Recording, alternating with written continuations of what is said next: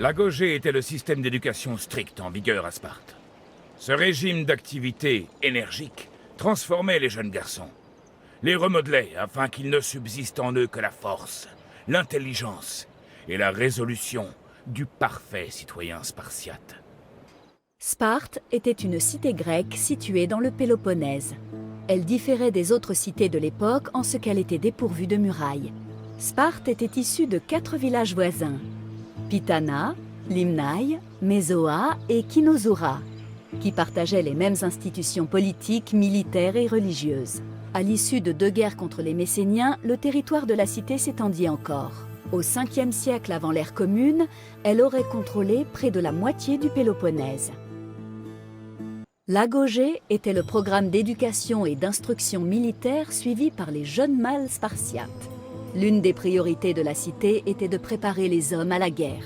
Les garçons commençaient leur formation dès l'âge de 7 ans et ne la terminaient qu'à 30. On dit que l'on cherchait les signes de faiblesse sur les enfants spartiates peu après leur naissance.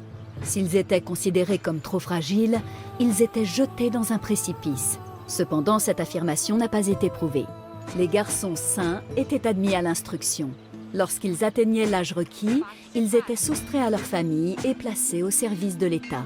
Leur éducation incluait la lecture, l'écriture et même la musique, mais se concentrait sur d'exigeants exercices militaires destinés à faire d'eux des soldats efficaces. L'agogé comptait 3 cycles distincts. Un cycle pour les enfants de 7 à 12 ans, un pour les adolescents de 12 à 20 ans et un dernier pour les hommes entre 20 et 30 ans. Chaque cycle comprenait divers exercices affûtant le corps et l'esprit. Sparte a joué un rôle important dans la défaite infligée aux Perses lors des guerres médiques du 5e siècle avant l'ère commune.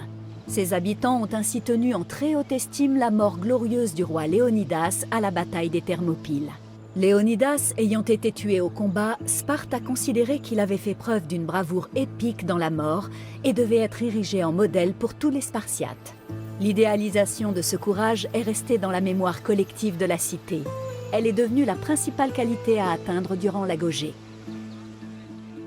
Le premier cycle de l'agogé était destiné aux garçons de 7 à 12 ans. On leur rasait le crâne et on ne leur fournissait que des vêtements légers.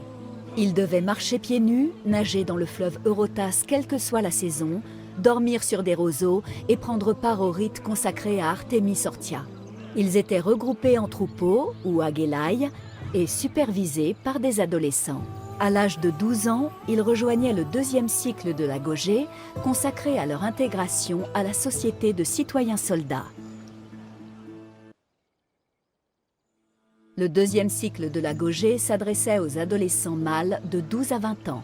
À l'âge de 20 ans, les jeunes hommes devenaient eiren et pouvaient officiellement servir dans l'armée spartiate en tant que hoplites. Jusqu'à l'âge de 30 ans, ils vivaient en commun dans des syskénias qu'on peut traduire par réfectoire. Ils avaient le droit de fonder une famille à partir de 22 ans, mais il était mieux vu d'attendre ses 30 ans pour se marier. Les hommes de Sparte servaient dans les forces armées jusqu'à 60 ans, âge auquel ils recevaient le titre de géronte, c'est-à-dire aîné. Certains continuèrent cependant de servir, comme le roi Archidamos III qui combattit jusqu'à sa mort, les armes à la main à l'âge de 62 ans.